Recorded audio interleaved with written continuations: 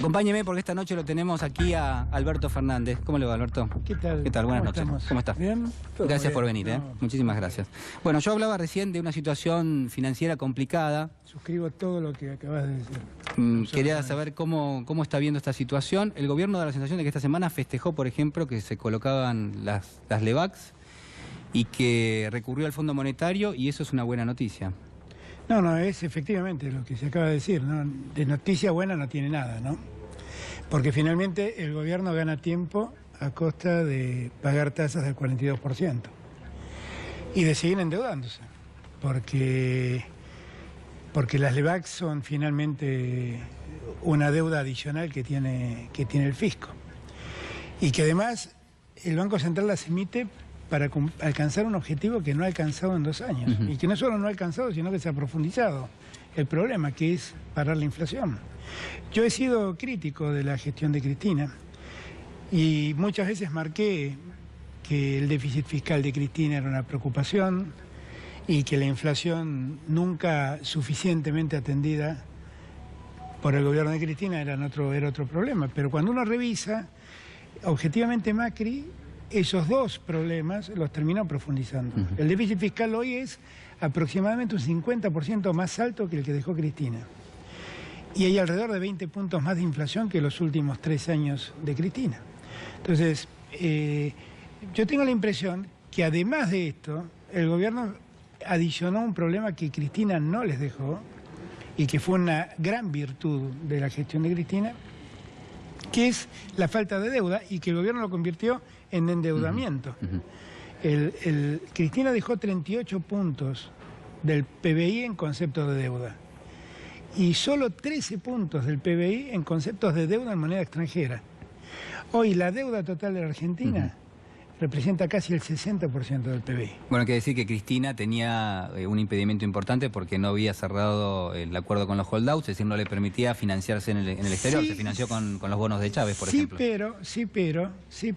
En verdad, la Argentina no estaba técnicamente en default. La Argentina lo que tenía era una deuda impaga, producto de una sentencia. Y la verdad es que la Argentina, con todo lo que pueden haber significado como nocivos, entre comillas, los bonos venezolanos, la deuda en moneda extranjera de la Argentina que dejó Cristina era el 13% del PBI, y es casi el 45%. Claro, sí, en términos proporcionales está claro que este gobierno la ha impulsado muchísimo. No, y ha hecho un desbande, A nosotros nos dijeron que teníamos que salir del default de los famosos fondos buitres o de los holdouts, porque de ese modo íbamos a ingresar al mercado internacional financiero. Pues fue la plataforma del gobierno electoral. Absolutamente. Ahora resulta que a los 2 años estamos abandonados por el mercado financiero y le hemos pagado todos los holdouts. ¿Se equivoca el gobierno en esto de recurrir permanentemente al inversor del exterior? Sí, absolutamente, porque el problema, yo creo que acá hay que hacer un análisis más profundo, ¿no?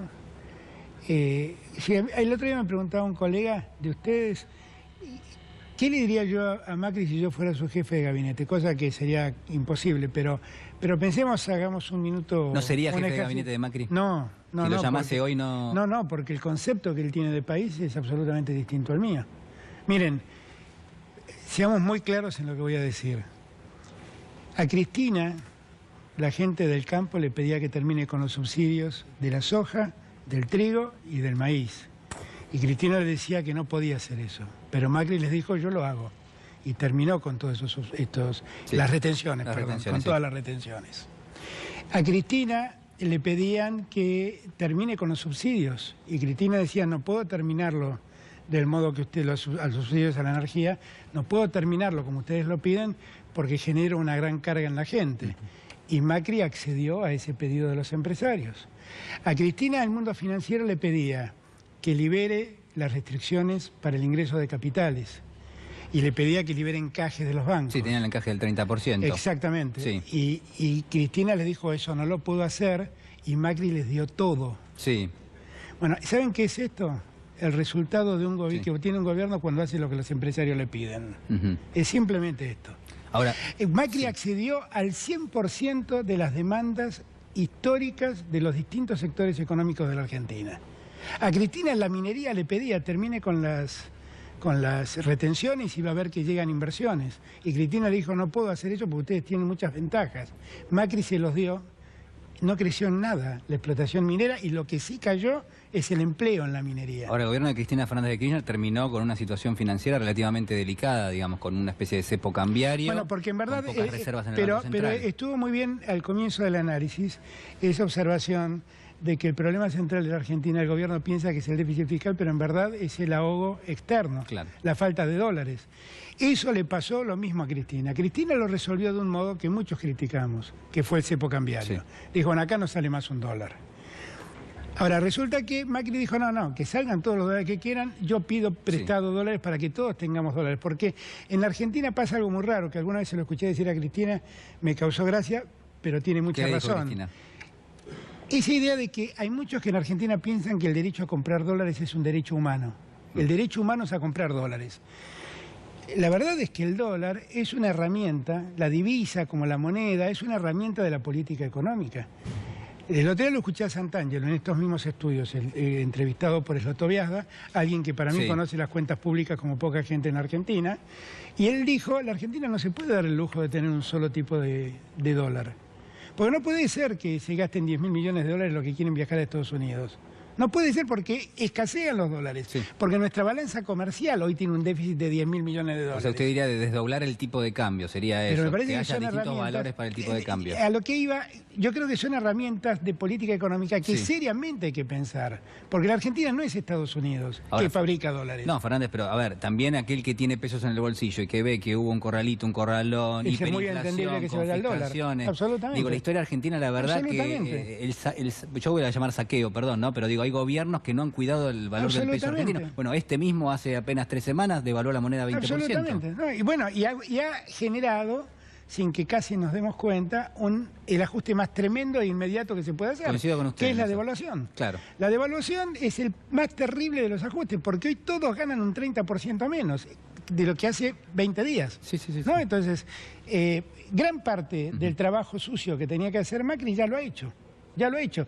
Siempre le marco a la gente, ¿no? Cuando empezamos la discusión de las LEVACs, el Estado debía 710.000 millones de pesos y terminó pagando 600.000 millones de pesos. Es decir, que licuó 110.000 millones de pesos con esa devaluación. ¿Manejó muy mal el gobierno la crisis cambiaria? ¿La sorprendió o fue una crisis que de alguna manera previó y la utilizó No, políticamente? era la crónica de una muerte anunciada. Yo estoy casi seguro que el gobierno, que era una pregunta que se hacían el otro día, estoy casi seguro que el gobierno quería provocar la devaluación para de algún modo empezar el ajuste que el gobierno entiende que tiene que hacer. O sea, el gobierno provocó para usted la devaluación. Sí, pero lo que pasa es que se le fue de las manos, jugó con fuego y se le fue de las manos.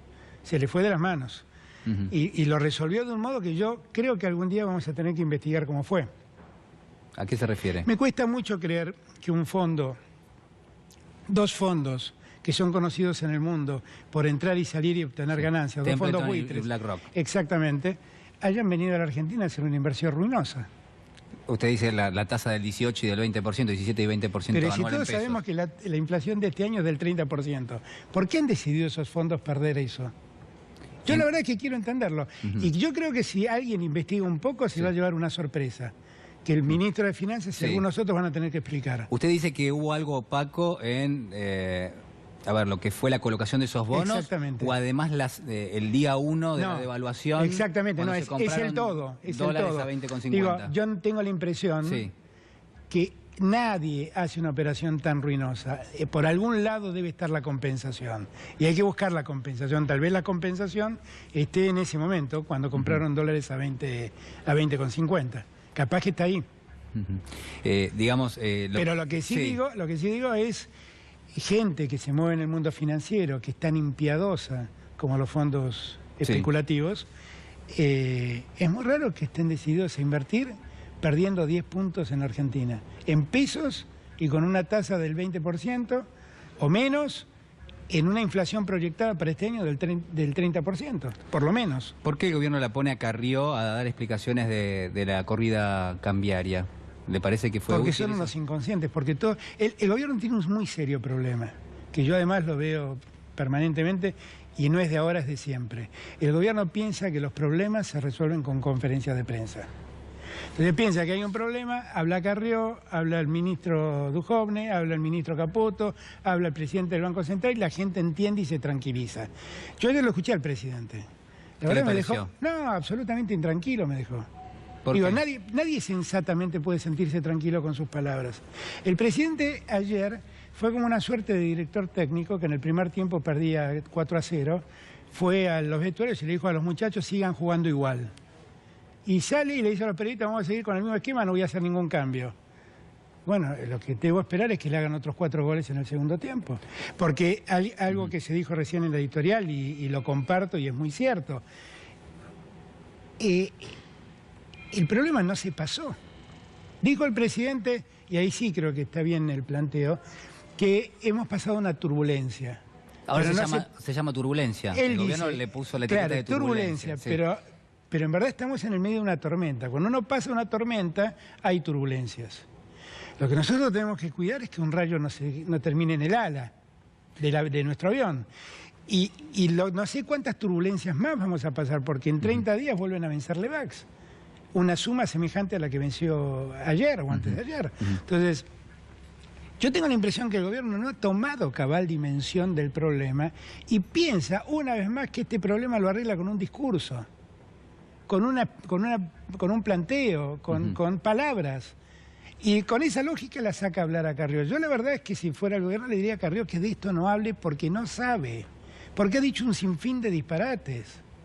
Y porque si tanto le preocupa investigar la transparencia, pues que se ponga a averiguar cómo fue el negocio de esos fondos que han venido a hacer una inversión presuntamente ruinosa en Argentina. Se va a llevar una sorpresa. La reacción del gobierno en términos políticos fue ampliar la conocida mesa chica y llamar una especie de gran acuerdo nacional. ¿Qué le parece? Bueno, creo que han sumado un radical para echarle la culpa. Creo que ese es el sentido, ¿no? Pero fuera de eso no veo ninguna diferencia. ¿Usted por qué dice que han sumado un radical para echarle la culpa? Porque dicen que lo han vuelto a llamar a Ernesto Sanz, que es alguien a quien yo le tengo mucho respeto. Pero la verdad es que no cambia nada. Porque si los radicales tuvieran peso en esta historia, le dirían, mirá, el desgaste de Duhovne, el desgaste de Caputo y el desgaste de Sturzenegger son inmensos. Nadie en el mundo puede creer en ellos tres. Nadie. Nadie. Cuando terminan recurriendo al Fondo Monetario, recurren al Fondo Monetario, eso sí lo dijo Macri ayer, porque el mundo ya no les presta plata. El Fondo Monetario Internacional, para que la gente entienda, es técnicamente un prestamista de última instancia. Sí. Es el que le presta plata a los que quedaron fuera del sistema.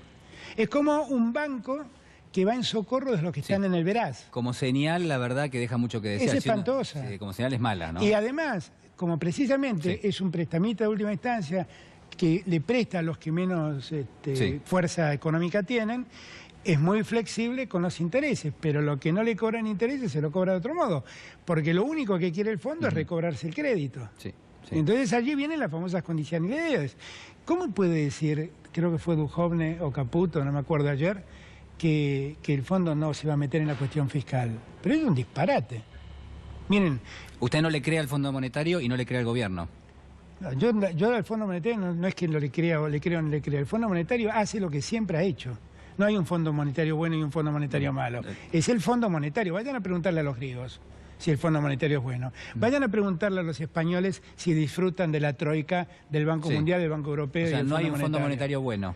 No, el Fondo Monetario hace la suya. Digo, la suya es, vos estás en quiebra, necesitas plata, yo te presto, pero yo quiero cobrar mi crédito, así que hace todo esto porque no quiero que se vaya la plata que yo quiero recuperar.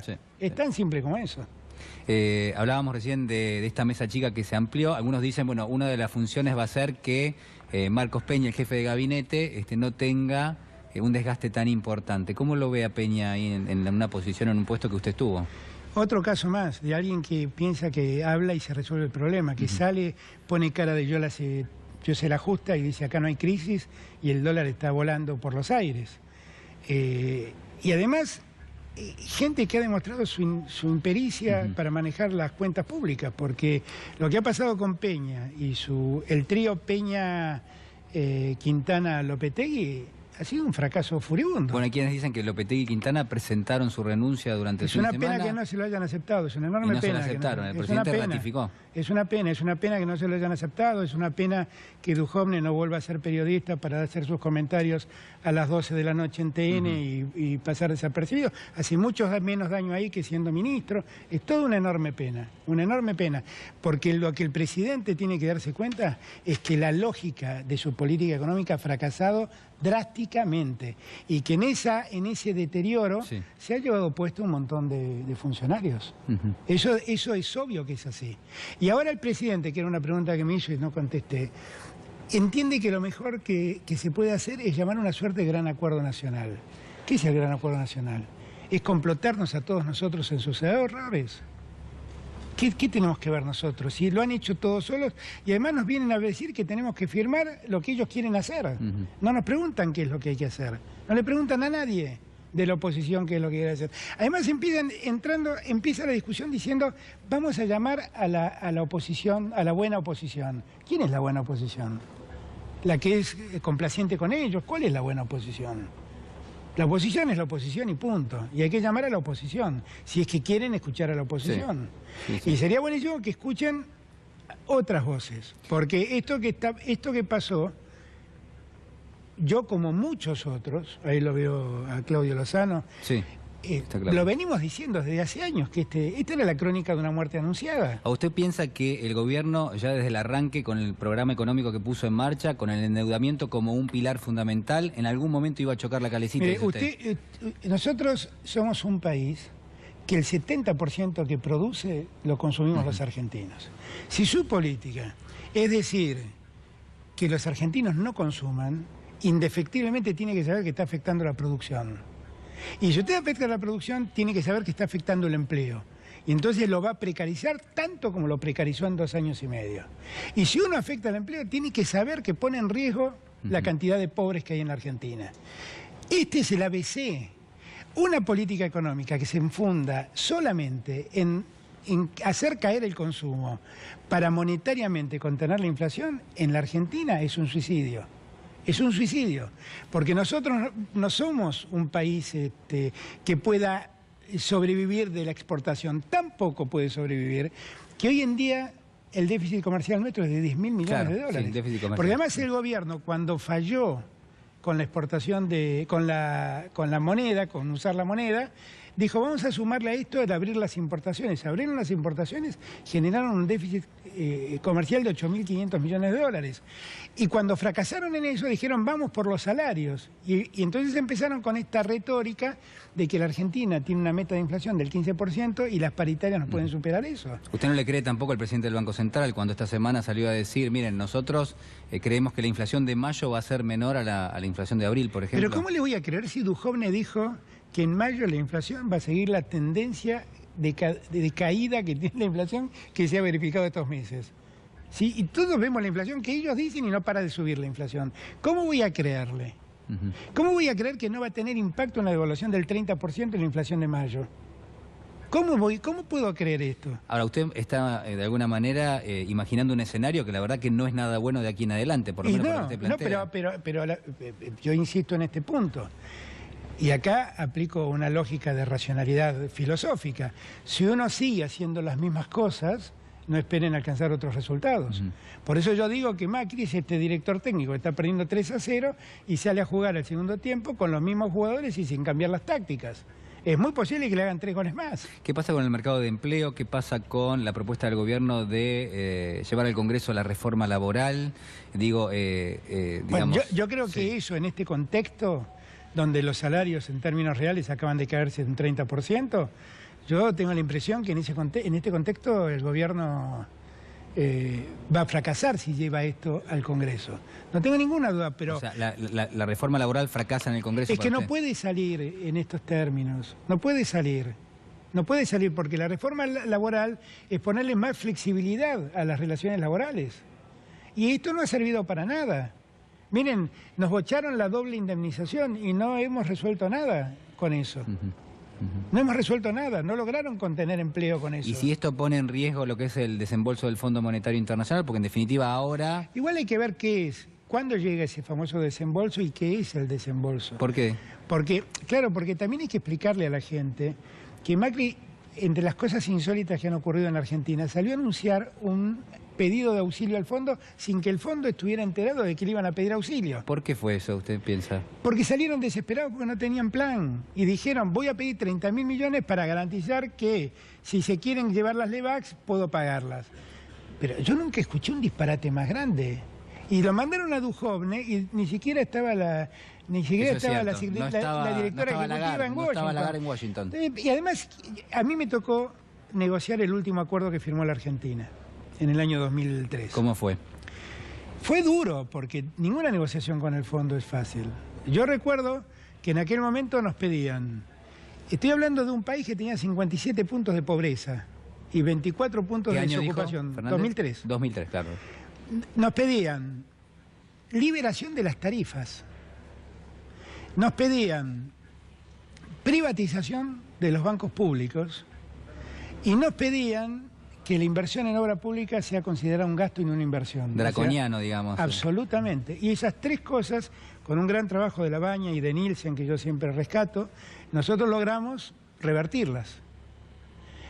Pero en ese contexto de crisis... Ustedes se negaron a lo que le estaba pidiendo el Fondo Monetario. En el 2003 fue, ¿no? 2003. Y como en verdad era un acuerdo de 3 años que prorrogaba pagos de intereses, básicamente, pero no nos daban plata... No nos daban plata. Les perdonaban los intereses por una cantidad de años. Exacto.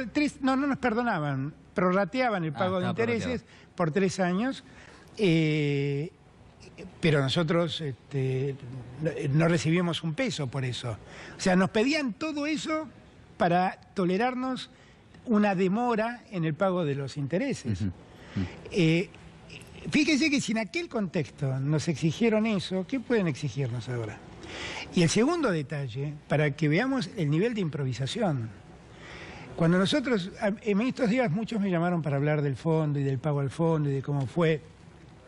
Cuando nosotros le pagamos al fondo, le pagamos toda la deuda que la Argentina había acumulado en la dictadura, durante Alfonsín, el gobierno de Alfonsín, durante el gobierno de Menem, que fue importante el apoyo, y durante de la Rúa y su blindaje, que significó que el fondo le diera alrededor de 6.000 o 7.000 millones de dólares.